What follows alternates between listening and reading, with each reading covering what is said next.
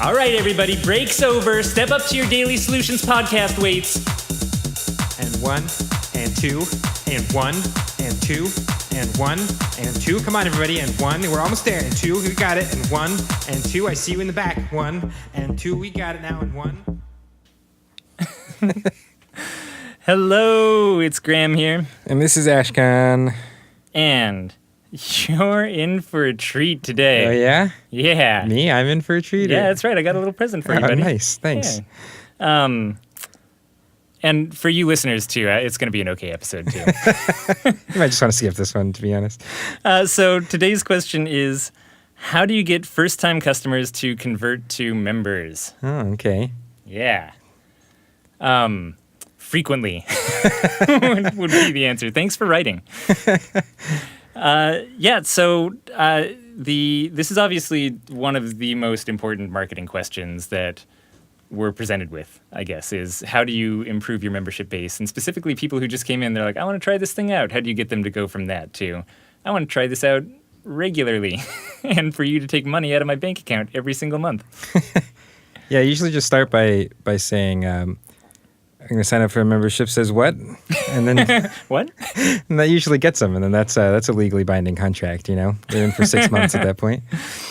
So I would say that it starts well before they ever enter your door. Oh. Yeah, that's right. Okay. So priming is both a very real thing in psychology and also something that you should practice in your business, which is the idea of kind of preloading people with information and just with the idea that they should even get a membership, right? By the time they come into Float, the knowledge that both you offer memberships and that these are good deals and that it's something that they should consider if they like this should already be kind of like firmly enlodged in their brain matter. And, you know, so just little examples of that, right? Like on your website, when they go to schedule a float, making sure that there's a little pitch to memberships on the website next to a schedule a float button, right? It's like schedule a float and we have memberships. Immediately, they're kind of more aware of them, right? Same thing if you have email receipts, reminder emails, things like that. Having a little pitch for memberships at the bottom of your emails or your receipts is a great way to kind of preload people for coming in as well. So just a couple examples of getting that in their brain before they ever walk through your door. And then same thing, once they do come in, having the memberships really visible. You know, whether it's, we kind of have these big signs of our memberships right behind the front desk, so you sort of can't miss it as you're checking in. So even before they've had a conversation with us, within our space when they've come in, there's already kind of a big visual membership pitch that is kind of cueing their brain to get ready for that purchase. Yeah. So all of those are kind of the preloading. And then it gets into actually pitching your membership. And this is where you kind of enter a little bit of this controversial dialogue that goes back and forth in the Float world, which is, do you pitch memberships before people float or after people float? Uh-huh. I mean, it's part of, do you take money before or after people float? Yeah, also very true. Which is an interesting one, because my impression is most float centers are taking payment beforehand. So that way you kind of come in, you check in, you go through the payment process, and then you hop into the float tank, and afterwards you're kind of done. And the downside is that if you were to take payment afterwards, I mean, the downside is when you have people coming in to float for the first time, they've never experienced it. So it's kind of a difficult time to just be like, hey, do you want a membership? For this thing you've never done before and have no idea what it's like? Maybe I should try it first. You're like, oh, I guess it's a good point. So if you're having people pay afterwards, then when they come out, it's like, okay, hey, do you want to buy your float? Or actually, if you just want to spend $30 more, you'll get this cool membership thing. And, it's just like a way, way easier, smoother kind of upsell. And the downside is you have to do this after people float, which is just not fun, dealing with financial transactions and feeling like you're trying to be super salesy or something like that in someone's kind of post-float experience. I think it's just not the kind of shop a lot of people want to run. And as a result, most people end up siding for taking payment beforehand. Yep. And again, this just gets into more personal opinion land. It's not like there's an actual right or wrong answer for either of the ways to do this. Right. It's almost like a philosophical discussion more than a tactical one or something like that.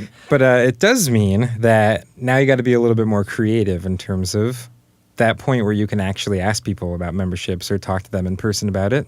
Because you don't have that kind of really logical, convenient spot after they've tried something and they're about to pay for something.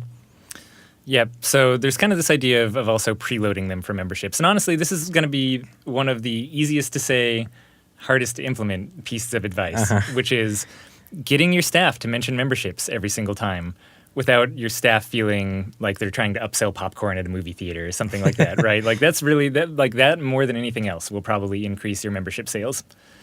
And it isn't necessarily the easiest thing in the world. And especially if you are doing pitches before floating, again, it like when they haven't experienced it, trying to figure out a pitch that you can say to everyone that doesn't sound super salesy is not the easiest thing. Yeah, you really don't want that situation where people are just like muttering off this phrase you said. Everyone, you need to say at the end of each of your transactions, like, would you like to upgrade to a membership? Because when you go to stores, you can tell exactly what people are forced to say. Because they're saying it at like 2 times the speed they're saying everything else. And they're just kind of like, yeah, and I have to also say this whole thing about memberships. Like, that to me is like worst case scenario. Would you like our indie record store credit card? Yeah, exactly. So I'll kind of tell you what our go-to pitch is for when people come out. And of course, the important thing is really just trying to figure out a way to mention it that feels very natural and actually like you're offering the customer a benefit as opposed to trying to pitch them on something. So, we look at our schedule and it's really easy to tell if people are first-timers, if they're repeat customers, whatever it is. So for first-timers, as we're kind of going to check them out and take payment if they haven't paid online, the go-to pitch is just, oh, hey, I noticed that it's your first time in here. Just so you know, if you end up liking the float, we have a lot of ways that we can end up saving you money if you come in here more regularly. So feel free to ask me about that if you want some more details. And something like that, like just that simple, I think is really nice. Don't even mention the word memberships. Just like, hey, we can save you money if you decide you really enjoy this experience. And, tapping into people's creativity is a great way to make this a dialogue rather than a one-sided conversation. If you can get off a quick sentence that lets people know that there are memberships or cues them for that idea and get them to actually engage and ask a question, that's a huge win. Like the opposite, the thing you don't want to do, is launch into an explanation of all of your membership tiers and exactly what the benefits of the membership are. Yeah. Because then it's just a super sales pitch and you can almost like see people like eyeing the couch and they're like, okay, that's great. I'm just going to try this out then. In the meantime, like, okay, well, you have 3 levels of membership. One's at $240. One's at $144 down the list. Yeah, that I would say the less information almost the better.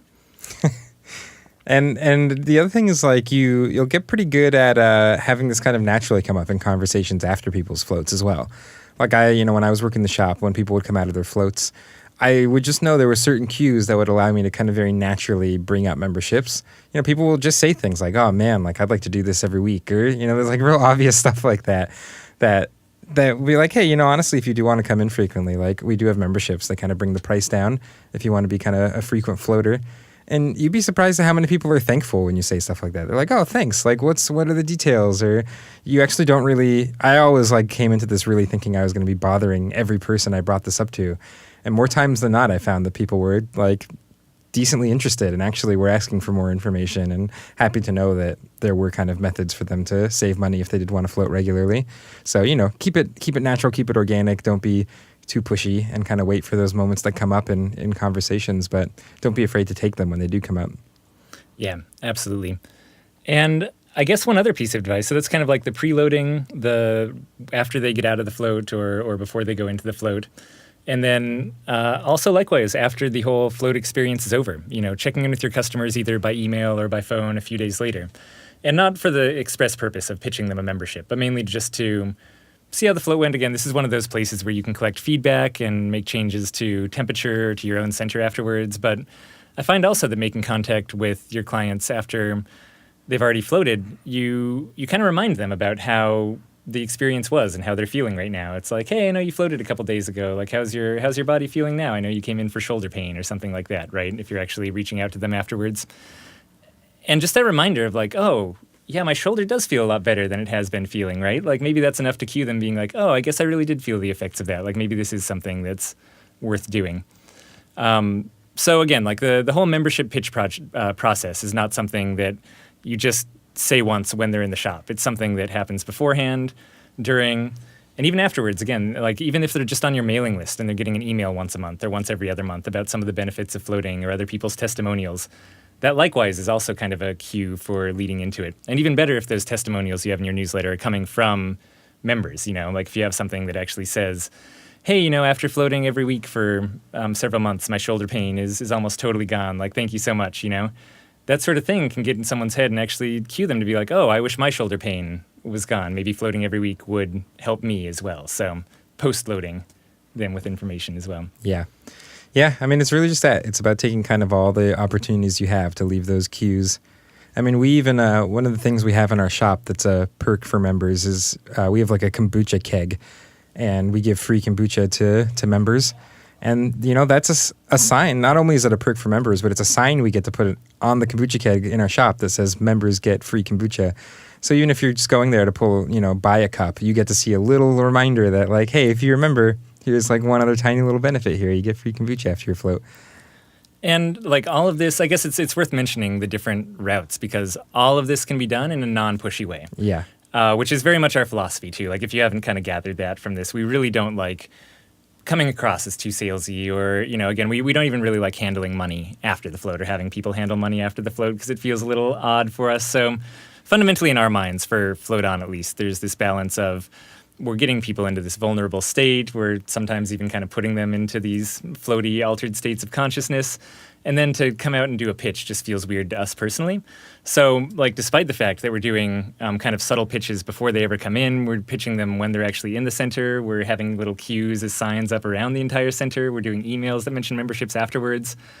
All of it is kind of subtle enough and also directed towards the benefit that they can expect to receive that I think all of it comes across as very natural and non-salesy. So yeah, you really can get the message out there without feeling icky about it, I guess. Yeah, I mean, I try to be super subtle. I mean, sometimes I don't even tell people that I signed them up for memberships, and I just start charging their credit cards, At Wells Fargo, they used to reward me for that. All right, so there you have it, converting first-time customers to members. If you guys have more questions for us, you can hop on to floattanksolutions.com/podcast, fill in a question there, and you might just hear it on this very podcast. All right, thanks so much, everyone. Bye.